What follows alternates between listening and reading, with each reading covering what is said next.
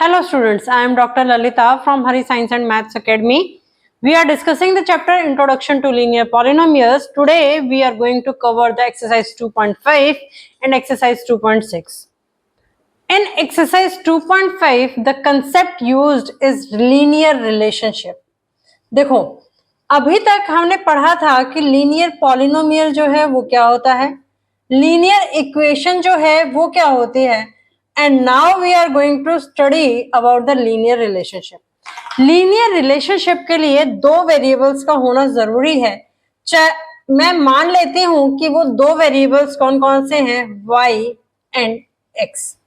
They are the two variables, ये दो variables हैं जिनके बीच में लीनियर रिलेशनशिप एग्जिस्ट करता है। लीनियर रिलेशनशिप कैसे लिखते हैं, y is equal to ax plus b, where x के साथ जो टर्म a लिखी है that is the coefficient of x and b is treated as constant value, b is treated as constant value. This is also the equation of a line. Equation of a line. Line की equation भी है। जो ये a है ये represent करता है किसको, स्लोप को। और कई जगह इसमें आपको a की जगह क्या लिखा हुआ मिलेगा, m भी लिखा हुआ मिलेगा, और m, ठीक है। a की जगह आपको क्या लिखा हुआ मिलेगा, m भी लिखा हुआ मिलेगा। वहां पर भी हमारी इक्वेशन जो आती है लाइन की इक्वेशन, वो भी इसी तरीके से लिखते हैं, y is equal to mx plus b और प्लस c, ठीक है। अब m जो है वो क्या है, बेसिकली ये स्लोप ही है और कुछ नहीं है। अब जब मैं ये y is equal to ax plus b लिख रही हूं तो ये मेरा क्या बन गया, देखो ax प्लस b अगर मैं लेती हूं तो ये मेरा क्या बनता है, एक लीनियर पॉलिनोमियल बनता है। लीनियर पॉलिनोमियल का मतलब है कि जहां पर वेरिएबल की डिग्री क्या है, 1 है, तो यहाँ x मैंने कंसिडर किया था, दैट इज द वेरिएबल जिसकी डिग्री क्या है, 1 है, ठीक है। तो ax प्लस b जो बना ये मेरा बना लीनियर पॉलिनोमियल, क्योंकि मैंने इसको एक और वेरिएबल y से इक्वेट कर दिया, y के बराबर रख दिया, तो ये मेरा क्या बन गया total, y is equal to ax plus b is known as linear relationship. इसको क्या कहते हैं, लीनियर रिलेशनशिप कहते हैं। Now depending upon this concept, exercise 2.5 question number 1 is a learning platform charges a fixed monthly fee. एक learning platform है, वो क्या करता है, फिक्स मंथली फी जो है वो चार्ज करता है, and an additional cost per digital learning module access. और फिक्स तो उसने चार्ज किया ही किया, साथ में वो क्या कर रहा है, जितने आप एडिशनल मॉड्यूल्स देखोगे उसके अकॉर्डिंग वो एडिशनल चार्ज करता है। एक स्टूडेंट ने ऑब्जर्व किया कि जब वो 10 मॉड्यूल जो है वो एक्सेस करता है तो उसका मंथली बिल आता है 400 रुपीज, ठीक है। और जब वो 14 मॉड्यूल्स को एक्सेस करता है तो उसका बिल आता है 500 रुपीज। अगर मंथली बिल को y से रिप्रेजेंट करते, क्वेश्चन में दिया हुआ है मंथली बिल जो है वो क्या है, y है, वो डिपेंड कर रहा है किसके ऊपर, number of module access that is x के ऊपर, ठीक है। नंबर ऑफ मॉड्यूल एक्सेस कितने हैं, x हैं, और मंथली बिल है वो क्या है, y है। तो according to the relation y is equal to ax plus b, find the value of a and b। Now अब मंथली बिल क्या है, y है, ठीक है। रिलेशनशिप मेरे को क्वेश्चन के अंदर दे रखा है, that is y is equal to ax plus b, जहां पर x जो है वो क्या है, नंबर ऑफ मॉड्यूल्स है। अब सेकेंड स्टेटमेंट के अकॉर्डिंग अगर x की वैल्यू 10 है तो y की वैल्यू कितनी है, 400 है।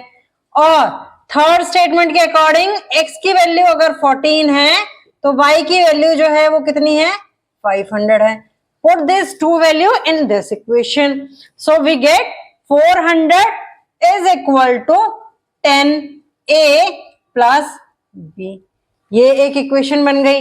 अब मैं ये वाली सेकेंड वैल्यूज पुट करूंगी तो मेरी इक्वेशन क्या बन जाएगी, 500 is equal to 14a plus b. This is equation number 1 this is equation number 2। अब इक्वेशन 2 को मैं सब्ट्रैक्ट करती हूँ इक्वेशन नंबर 1 से, तो मेरा साइन जो है वो क्या हो जाएंगे, चेंज हो जाएंगे। यहाँ आ जाएगा -100, this comes out to be -4a, और ये मेरा रिड्यूस होकर के क्या आ गया, 0 आ गया। सो 4a इज इक्वल टू 100, क्योंकि दोनों साइड क्या था, माइनस के साइन थे, तो a की वैल्यू क्या आ गई बेटा, 100 divided by 4, that is equal to, a की वैल्यू इज इक्वल टू 25। a की वैल्यू कितनी आ गई, 25 आ गई। अब जब a की वैल्यू 25 आ गई है तो किसी भी इक्वेशन के अंदर आप पुट कर लो। मैंने इक्वेशन नंबर 1 में पुट की, put the value of a in equation number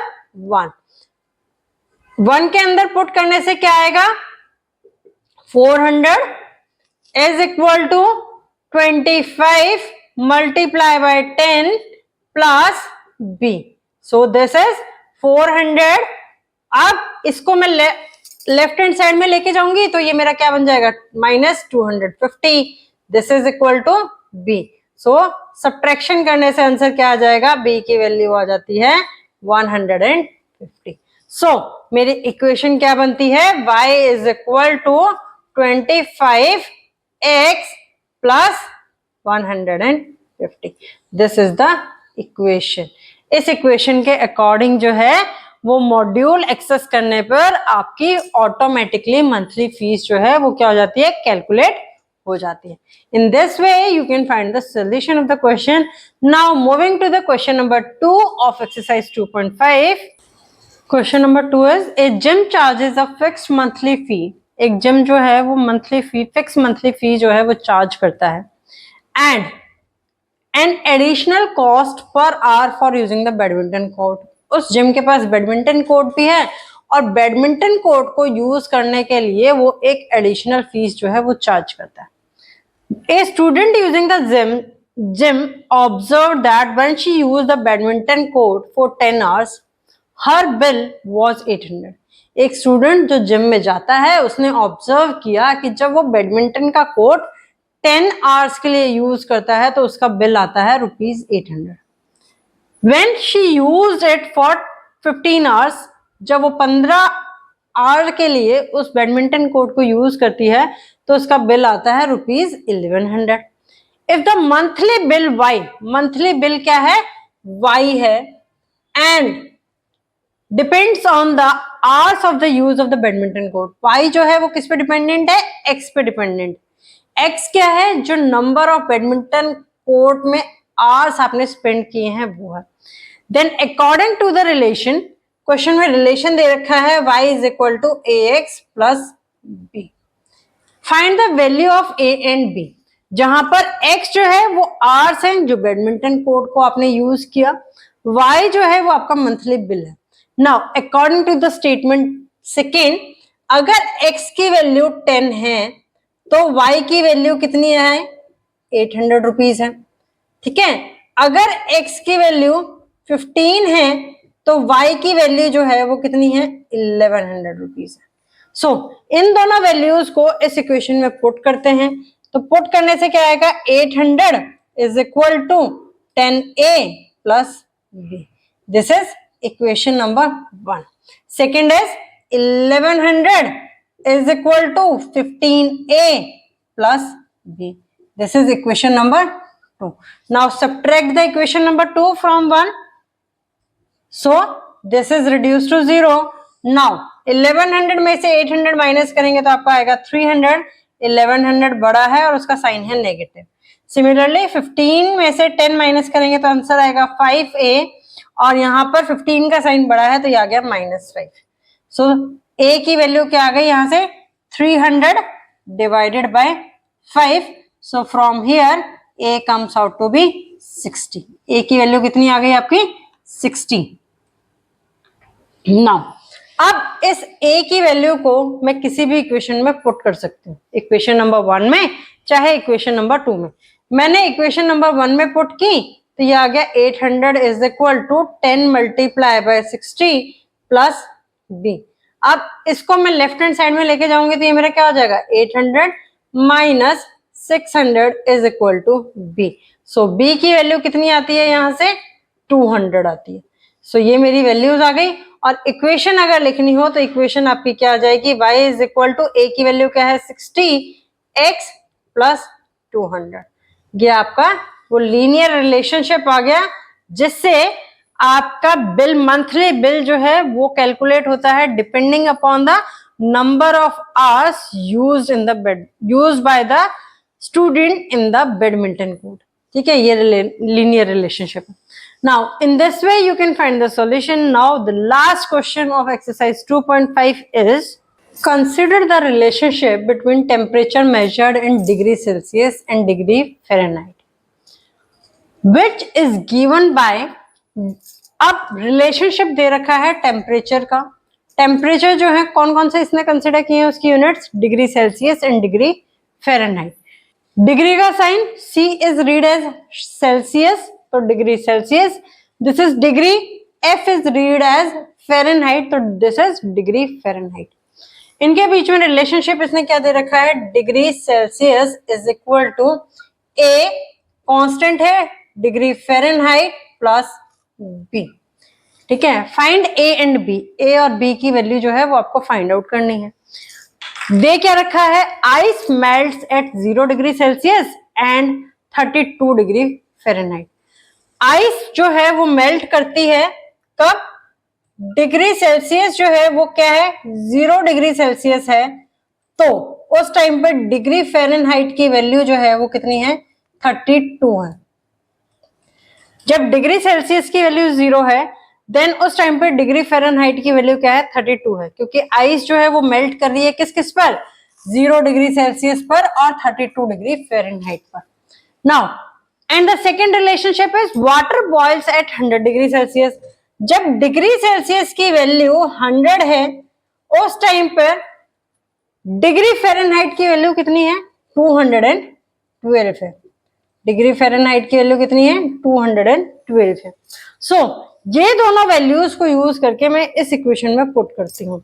जब इस इक्वेशन में पुट करूंगी तो मेरे पास क्या आएगा, 0 is equal to 32a plus b, this is equation number 1। Second is this is 100 is equal to 212a plus b, this is equation number 2। Now subtract the second equation. Second equation को जब मैं subtract करूंगी तो b में से b मेरा cancel हो जाएगा, 0 minus 100 is minus 100 and 212 minus 32, तो that comes out to be 180a। ये आ गया, और ये साइन किसका आएगा, यहाँ पर माइनस का साइन आएगा क्योंकि 212 जो है वो बड़ा है as compare to 32 degree. So a की वैल्यू जो आती है that comes out to be 100 divided by 180, 0 से 0 cancel, so this comes out to be 5/9। so from here a की वैल्यू जो आ गई वो कितनी आ गई 5/9 आ गई। ठीक है, अब a की वैल्यू को किसी भी इक्वेशन के अंदर आप पुट कर दो तो आपकी क्या आ जाएगी, b की वैल्यू आ जाएगी। मैंने इक्वेशन नंबर 1 में पुट किया तो 0 इज इक्वल टू 32, a की वैल्यू क्या है 5 divided by 9 plus b, so this comes out to be 5 to the 10 carry गया 1, 160 by 9 plus b is equal to 0, so from here b की value जो आती है that comes out to be minus 160 divided by 9, ये value आ गई।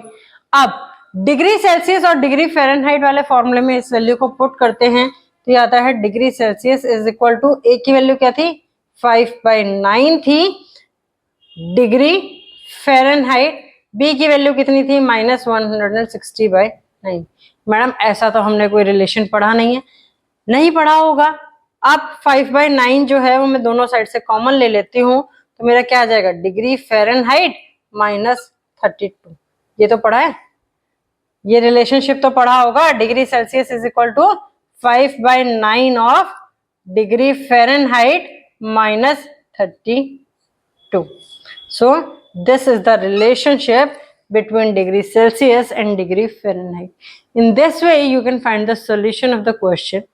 Now अब हमने अभी तक क्या पढ़ा था, लीनियर रिलेशनशिप पढ़ा है।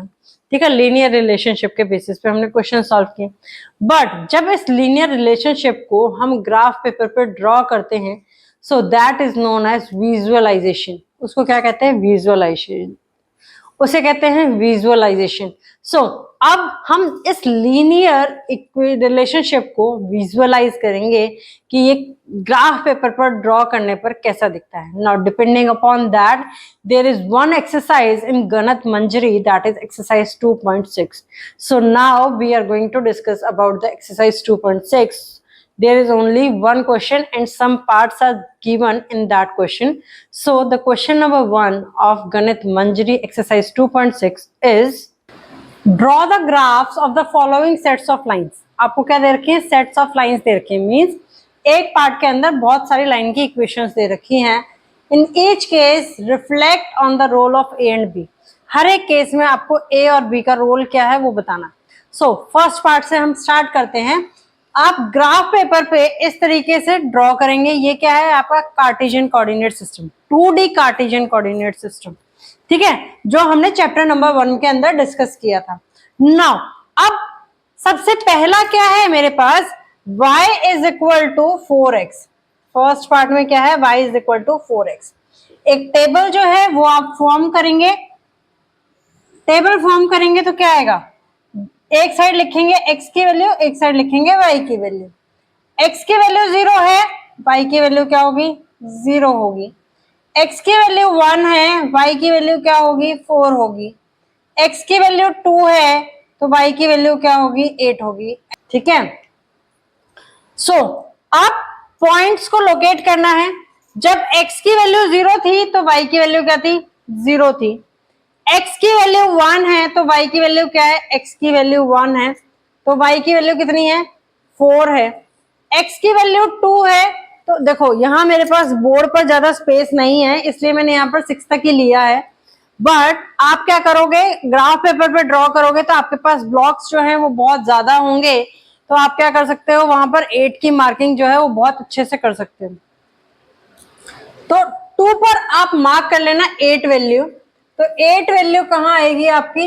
यहां कहीं आएगी। ठीक है, अब x की वैल्यू -1 थी, -1 तो y की वैल्यू कितनी थी? -4 थी। -1 थी तो वैल्यू कितनी आई आपकी? -4 आई। x की वैल्यू -2 है तो आपकी वैल्यू क्या आती है? -8 आती है। -2 वर्टिकल लाइन ड्रॉ करो एक y एक्सिस के पैरेलल में और 8 पॉइंट को आप क्या कर दो? मार्क कर दो। अब इन पॉइंट्स को आपस में आपने क्या करना है? ज्वाइन करना है। With scale you can join, आप स्केल के साथ ज्वाइन कर सकते हो।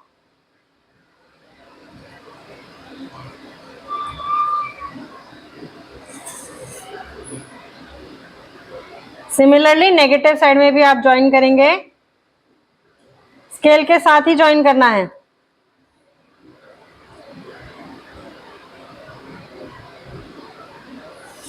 सो यहां से आपकी कैसे आएगी? इस तरीके से स्ट्रेट लाइन जाएगी। ये तो मैंने फ्री हैंड ड्रॉ करी है but you join this with the scale. तो ये आपकी लाइन आ गई y is equal to 4x। ठीक है, अब सेकेंड लाइन की इक्वेशन क्या दे रखी है? y is equal to 2x। 2x दे रखी है तो सेम केस आप टेबल फिर से फॉर्म करेंगे। फिर से आप लिखेंगे x एंड y, x की वैल्यू 0, y की वैल्यू 0, x की वैल्यू 1, y की वैल्यू 2, x की वैल्यू 2, y की वैल्यू 4, x की वैल्यू 3, y की वैल्यू 6। ठीक है, x की वैल्यू -1, y की वैल्यू -2, x की वैल्यू -2, y की वैल्यू -4, x की वैल्यू -3, y की वैल्यू -6। ठीक है, so again this line is passing through 0 0, क्योंकि x की वैल्यू 0 है तो y की वैल्यू 0 है। x की वैल्यू 1 है तो y की वैल्यू कितनी है? 2 है। x की वैल्यू 2 है तो y की वैल्यू कितनी है? 4 है। x की वैल्यू 3 है तो y की वैल्यू कितनी है? 6 है। x की वैल्यू -1 है तो y की वैल्यू आती है -2। x की वैल्यू -2 है तो y की वैल्यू आती है -4। x की वैल्यू -3 है तो y की वैल्यू आती है -6। लाइन को ज्वाइन कर दो। डॉट्स को आपस में ज्वाइन करते हुए।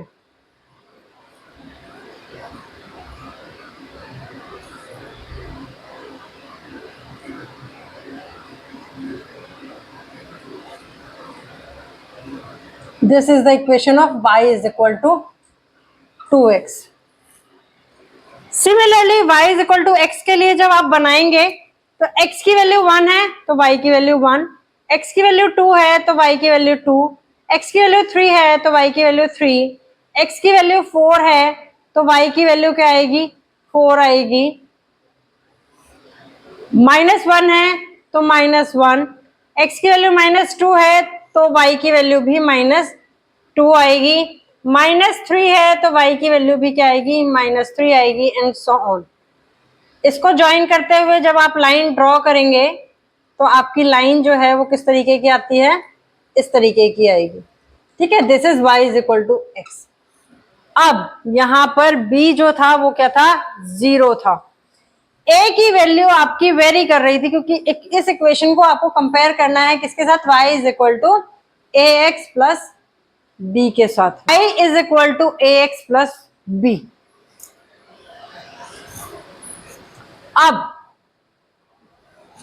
y की वैल्यू जो है, a की वैल्यू जो है वो यहाँ क्या है, 1 है। तो आप देखोगे तो लाइन क्या है, apart from the y axis, उसका स्लोप क्या है, कम है। y is equal to 2x है तो यहाँ a की वैल्यू क्या है, 2 है। यहां पर a की वैल्यू क्या है, 4 है। तो उस केस में आप देखो जैसे जैसे a की वैल्यू इंक्रीज होती जाती है वैसे वैसे ये लाइन जो है वो क्या होती जाती है, स्टीप होती जाती है। क्या होती जाती है, a की वैल्यू जब इंक्रीज करती है तो लाइन की जो स्टीपनेस है, लाइन की जो स्टीपनेस है वो क्या करती है, इंक्रीज करती है। अगर मैं y is equal to 8x कर लूंगी तो वो लाइन कहाँ आएगी, और क्लोजर टू ना y आएगी। y की वैल्यू 16x कर दूंगी तो वो और क्लोजर टू 9 y एक्सेस आएगी। तो this is known as the steepness. इसको क्या कहते हैं, स्टीपनेस कहते हैं। Larger the value of a, larger is the steepness of the line. ठीक है, अब सेकेंड पार्ट क्या है, y is equal to -6x, y is equal to -3x and y is equal to -x। Now मेरे पास second part में क्या है, 3 इक्वेशंस दे रखी हैं लीनियर पॉलिनोमियल की, y is equal to -6x, y is equal to -3x and y is equal to -x। देखो सॉल्व, हम इसको सबसे पहले सॉल्व कैसे करेंगे। सॉल्व करने के लिए मुझे क्या लेनी है, तीनों इक्वेशंस अलग अलग लेनी है। तीनों इक्वेशंस अलग अलग लेने के बाद में मैंने क्या किया, एक टेबल फॉर्म किया, दैट इज एक्स वाई। इधर भी तीनों इक्वेशंस के लिए अलग अलग एक टेबल फॉर्म किया। This is for y is equal to -6x, this is for y is equal to -3x, this is y is equal to -x। अब मैं x की वैल्यू को मैंने यहाँ 0 पुट किया तो y की वैल्यू आई मेरे पास 0। अब x की वैल्यू को जब मैंने 1 पुट किया तो y की वैल्यू आई मेरे पास -6। नाउ जब मैंने y की वैल्यू, x की वैल्यू को -1 पुट किया तो y की वैल्यू आती है 6। अब x की वैल्यू को जब मैंने 2 पुट किया तो y की वैल्यू आती है -12, और x की वैल्यू को जब मैंने -2 पुट किया तो y की वैल्यू आती है 12। ठीक है, ये आ गई। Now y is equal to -3x देखते हैं तो x की वैल्यू को जब मैंने 0 पुट किया तो y की वैल्यू आती है 0, x की वैल्यू को जब मैंने 1 पुट किया तो मेरे पास y की वैल्यू आई -3, एंड जब x की वैल्यू को मैंने -1 पुट किया तो y की वैल्यू आई 3। नाउ x की वैल्यू को जब मैंने 2 पुट किया तो y की वैल्यू आती है -6, x की वैल्यू को जब मैंने -2 पुट किया तो y की वैल्यू आती है +6। ठीक है, अब उसके अलावा आप और वैल्यूज कैलकुलेट करना चाहो कि x की वैल्यू को जब मैं 3 पुट करूंगी तो क्या आएगा, 4 पुट करूंगी तो क्या आएगा, आप निकाल सकते हो। बट क्योंकि ग्राफ पेपर जो है वो मेरा y की ग्राफ पेपर में मैं इतनी ज्यादा मार्किंग नहीं कर सकती, इसलिए मैंने वो वैल्यू कैलकुलेट नहीं की। कोई भी लाइन ड्रॉ करने के लिए आपको क्या चाहिए, बेसिकली 2 पॉइंट्स चाहिए। अब यहाँ तो मेरे पास 2 से ज्यादा पॉइंट्स आ गए तो मैं इजीली लाइन को ड्रॉ कर सकती हूँ।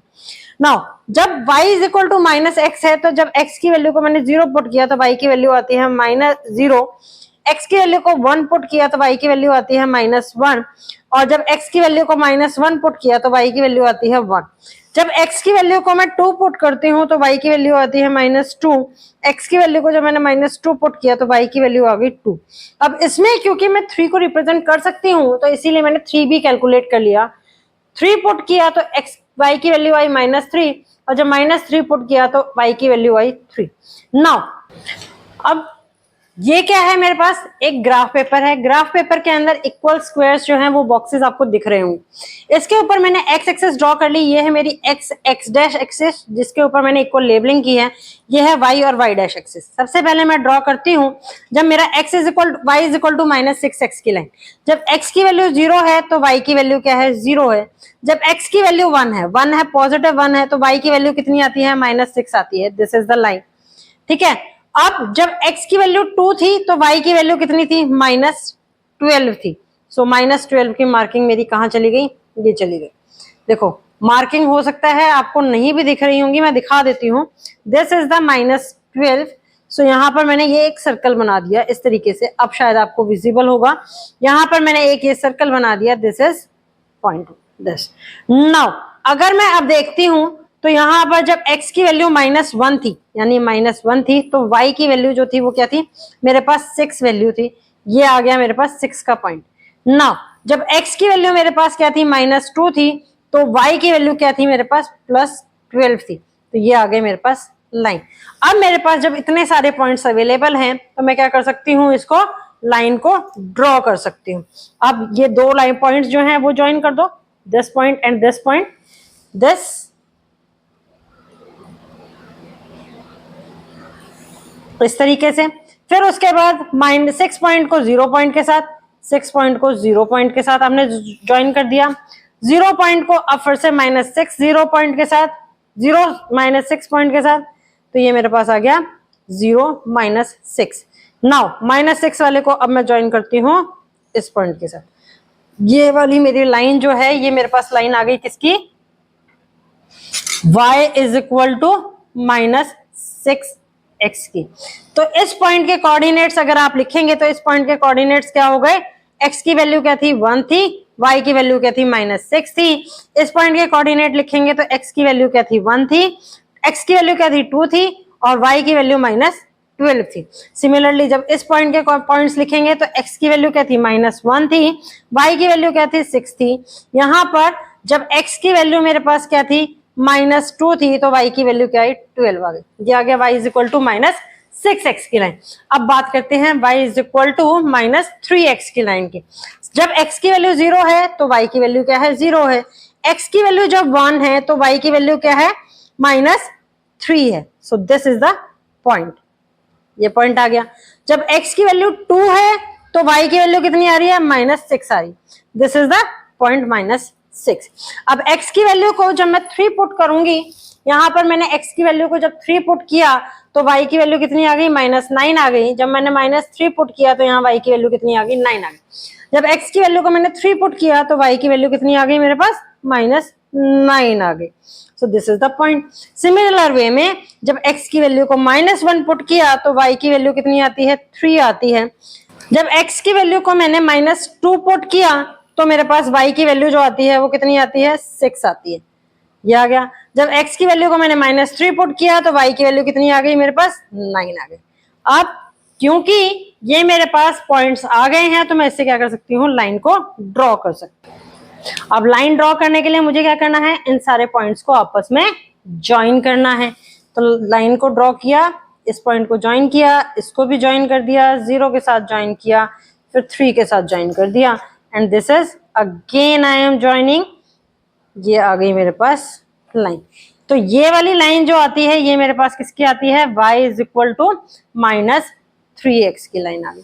सिमिलर में जब y is equal to -x करती हूं मैं, तो जब x की वैल्यू 1 है तो y की वैल्यू -1 है, x की वैल्यू 2 है तो y की वैल्यू -2 है, x की वैल्यू 3 है तो y की वैल्यू -3 है।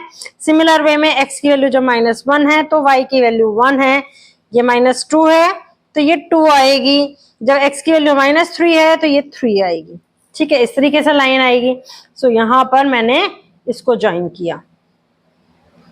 With the help of the scale आपको ज्वाइन करना है। जब आपको ग्राफ ड्रॉ करने को कहा जाए, आप फ्री हैंड जो है वो ड्रॉ नहीं कर सकते हो, तो फ्री हैंड आपको ड्रॉ करना नहीं है, तो स्केल जो है वो आपको अपने पास रखना है। सो ये मेरे पास जो लाइन आती है ये आती है y is equal to minus x की। अब इस पॉइंट के कोऑर्डिनेट लिखूंगी तो ये आ जाएगा 3, जब x की वैल्यू 3 थी तो y की वैल्यू क्या हो गई -3, जब x की वैल्यू 2 थी तो y की वैल्यू आ गई -2, x की वैल्यू जब 1 थी तो y की वैल्यू आ गई -1। यहाँ पर जब x की वैल्यू -1 है तो y की वैल्यू आती है 1, x की वैल्यू जब -2 है तो y की वैल्यू आती है 2, जब x की वैल्यू -3 है तो y की वैल्यू आती है 3। सो अब यहां से क्या पता चला कि अगर मेरे पास यहाँ पर a की वैल्यू जो है वो इंक्रीज होती है तो हमारे पास स्लोप जो है वो क्या हो जाता है, स्टीप हो जाता है। वो लाइन उतनी ही क्लोजर टू y एक्सेस आती है, क्योंकि यहाँ पे देखो y is equal to -6x, a की वैल्यू क्या थी -6 थी, ठीक है। मैग्नीट्यूड अभी साइन छोड़ दिया जाए, सिर्फ हम मैग्नीट्यूड a की बात करते हैं, साइन की बात नहीं कर रही मैं, तो ये लाइन क्या है, क्लोजर टू y एक्सिस है। लेकिन a की वैल्यू क्योंकि यहाँ नेगेटिव है, दैट इज -6, तो उस केस में लाइन का जो स्लोप होता है वो क्या होता है, नेगेटिव होता है। यानी कि नेगेटिव स्लोप का मतलब क्या है कि x की वैल्यू अगर आपकी पॉजिटिव होगी तो y की वैल्यू जो आएगी वो क्या आएगी, नेगेटिव आएगी। अगर x की वैल्यू आपकी पॉजिटिव, x की वैल्यू जो है वो आपकी पॉजिटिव होती, y is equal to 6x होता, तो ये लाइन मेरी क्या होती, x की वैल्यू पॉजिटिव आती तो y की वैल्यू भी पॉजिटिव आती, तो मैं उसको कहती हूँ पॉजिटिव स्लोप। यहाँ पर क्योंकि y is equal to -6x है, साइन नेगेटिव है a का, तो यहाँ पर क्या आ रहा है, मेरा नेगेटिव स्लोप आ रहा है। तो a जो है वो क्या डिटरमाइन करता है हमारे पास कि लाइन जो है वो कितनी स्टीप होगी। अगर a की वैल्यू नेगेटिव है तो नेगेटिव स्लोप होगा, a की वैल्यू पॉजिटिव है तो हमारे पास क्या होगा, पॉजिटिव स्लोप होगा। नाउ अब बात करते हैं थर्ड पार्ट की। थर्ड पार्ट में मेरे को दे रखा है y is equal to 5x and y is equal to -5x। अगर मैं इसका मैग्नीट्यूड देखूं तो मैग्नीट्यूड को मैं कैसे लिखती हूँ, दोनों साइड में ऐसा स्टैंडिंग साइन लगा करके, ठीक है। तो उसमें हम मैग्नीट्यूड लिखते वक्त क्या करते हैं, सिर्फ ओनली पॉजिटिव वैल्यू कंसिडर करते हैं, तो दैट इज 5x। ये मैग्नीट्यूड किसका है, y is equal to 5x का, और y is equal to -5x का भी अगर मैं मैग्नीट्यूड लिखूंगी so that comes out to be also 5x, वो क्या आएगा, 5x आएगा। बट जब मैं इसकी टेबल ड्रॉ करती हूं x की और y की, तो क्या होगा, x जो है वो क्या है, 0 है, तो y की वैल्यू 0 है, x की वैल्यू x की वैल्यू +1 है तो y की वैल्यू 5 है, x की वैल्यू 2 है तो y की वैल्यू क्या है, 10 है, x की वैल्यू -1 है तो y की वैल्यू क्या हो गई, -5 हो गई। कौन से केस में, दोनों ही केसेस में अगर मैं मैग्नीट्यूड की बात करती हूँ। बट इस केस में मेरा आगे साइन क्या लगा है, -5 माइनस लगा हुआ है, तो इट मींस डायरेक्शन जो है वो आपको ग्राफ पेपर जो मैंने ड्रॉ किया हुआ है राइट हैंड साइड में, उसमें क्या दिख रहा है, बिल्कुल क्लियर कट दिख रहा है, दोनों लाइंस जो हैं they are opposite. One is having the slope upward, that is y is equal to 5x। दूसरा y is equal to -5x की बात करें तो उसका स्लोप क्या है, डाउनवर्ड है। यही है ए और बी का कंक्लूजन इस पार्ट सी के अंदर या पार्ट थर्ड के अंदर। अभी तक तीनों पार्ट्स में क्या था, बी की वैल्यू जो थी लाइन की उसकी वैल्यू 0 थी। नाउ अब फोर्थ पार्ट में देखें तो यहां पर बी की कुछ वैल्यू दे रखी है, y is equal to 3x -1, ठीक है। एक है y is equal to 3x, इसकी टेबल आप बना लोगे क्योंकि मैंने एक पार्ट 1 के अंदर बिल्कुल क्लियर कट आपको बनाना सिखाया भी है, 2 और 3 में भी सिखाया है। y is equal to 3x + 1। अगर मैं इनकी सबकी टेबल बनाती हूं, y is equal to 3x -1, इसकी टेबल बनाएंगे x and y is equal to 3x। Fourth part क्या है, y is equal to 3x -1, y is equal to 3x and y is equal to 3x + 1। So y is equal to 3x की पहले लिखती हूँ, x की value 0 है, y की value क्या हो गई, 0 हो गई, x की वैल्यू 1 है, y की वैल्यू क्या हो गई, 3 हो गई, x की वैल्यू 2 है, y की वैल्यू क्या हो गई, 6 हो गई, x की वैल्यू -1 है तो y की वैल्यू क्या आ गई, -3 आ गई, x की वैल्यू -2 है तो y की वैल्यू कितनी आ गई, -6 आ गई।